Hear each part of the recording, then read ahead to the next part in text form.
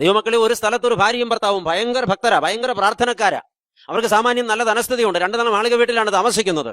അവർ ഭാര്യയും ഭർത്താവും സുവിശേഷ വേല ചെയ്യുന്നവരാണ്. നാട് നീളെ നടന്ന് സകല വീട്ടിലും കയറി അവർ പ്രാർത്ഥിക്കും. എവിടെ രോഗിയുണ്ടോ, എവിടെ സങ്കടപ്പെടുന്നവരുണ്ടോ, അവിടെ ഒക്കെ അവർ ചെല്ലും. ദൈവമക്കളെ, അവർ വലിയ പ്രാർത്ഥനക്കാരാണ്. ഇവരുടെ വീടിന്റെ പുറത്ത് 3 സെന്റിനകത്ത് ഒരു പാവപ്പെട്ട വിധവയും അവരുടെ കുഞ്ഞും താമസിക്കുകയാണ്. ഈ സ്ത്രീയുടെ ഭർത്താവ് പാറമടയിൽ പണിക്ക് പോയപ്പോ പാറ പൊട്ടിച്ചപ്പോ അബദ്ധത്തിൽ പാറ തലയിൽ വീണ് തല പൊട്ടി മരിച്ചുപോയതാണ്. കഴിഞ്ഞ 5 കൊല്ലമായി ഈ സ്ത്രീ വിധവയാണ്. ഈ സ്ത്രീക്ക് ഒരു കുഞ്ഞുണ്ട്. 12 വയസ്സുണ്ട്. മോന് ആൺകുട്ടിയാണ്. പിറന്ന ശേഷം ആ കുഞ്ഞ് കിടക്ക വിട്ട് എഴുന്നേറ്റിട്ടില്ല. കാരണം ആ കുഞ്ഞിന്റെ ശരീരം ബലം പ്രാപിച്ചിട്ടില്ല, അതിന് ബുദ്ധിയുമില്ല. 12 വയസ്സുള്ള കുഞ്ഞ്, വിധവയായ അമ്മ ചോർന്നൊലിക്കുന്ന ചെറ്റക്കുടിൽ ഈ സുവിശേഷ ദമ്പതിമാരുടെ വീടിന്റെ പുറത്ത് താമസിക്കുകയാണ്.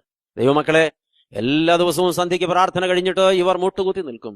കൈ വിരിച്ചു പിടിച്ചവർ പ്രാർത്ഥിക്കും. ഈശോയെ, കരുണ തോന്നണമേ, ഞങ്ങളുടെ വീടിന്റെ അയൽവക്കത്ത് താമസിക്കുന്ന പാവപ്പെട്ട വിധവയോട് കരുണ തോന്നണമേ, അവരുടെ ബുദ്ധി വളരാത്ത ശരീരം തളർന്ന കുഞ്ഞിനോട് കരുണ തോന്നണമേ, കർത്താവേ നീ അവളോട് കരുണ തോന്നണമേ. ഇത് പ്രാർത്ഥിക്കുമ്പോൾ അവരുടെ കണ്ണുകൾ നിറഞ്ഞൊഴുകും. ദൈവമക്കളെ, ഇത് നാളുകൾ ആവർത്തിക്കപ്പെട്ട ഒരു സംഗതിയാണ്. പക്ഷേ ആ വിധവയുടെയോ ആ കുഞ്ഞിന്റെയോ അവസ്ഥയ്ക്ക് യാതൊരു മാറ്റവും വന്നില്ല.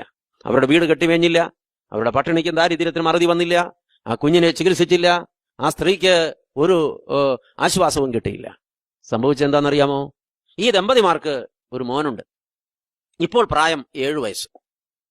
ഒരു ദിവസം ഇവര് സന്ധ്യാപ്രാർത്ഥന കഴിഞ്ഞ് കൈവിരിച്ച് കണ്ണടച്ച് നിന്ന് 10 മിനിറ്റ് നേരം പതിവ് പോലെ പാവപ്പെട്ട വിധവയ്ക്ക് വേണ്ടി പ്രാർത്ഥിച്ച് അവസാനിപ്പിച്ച് കണ്ണു തുറന്നപ്പോ തൊട്ട് മുമ്പില് മോൻ നിൽക്കുക, ദൈവം നിൽക്കുന്നത് പോലെ.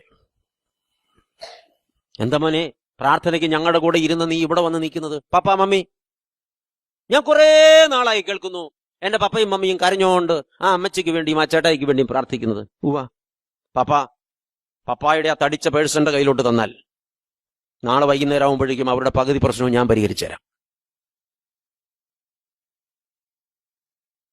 7 വയസ്സുള്ള കുഞ്ഞിന് വിവേകമുണ്ടായി. കഴിഞ്ഞ 5 കൊല്ലവും പ്രാർത്ഥിച്ച ദമ്പതിമാർക്ക് ഒരു വിവേകവും ഉണ്ടായിട്ടില്ല.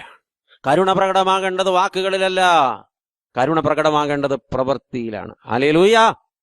കരുണയുള്ളവർ ഭാഗ്യവാന്മാർ, അവർക്ക് കരുണ ലഭിക്കും.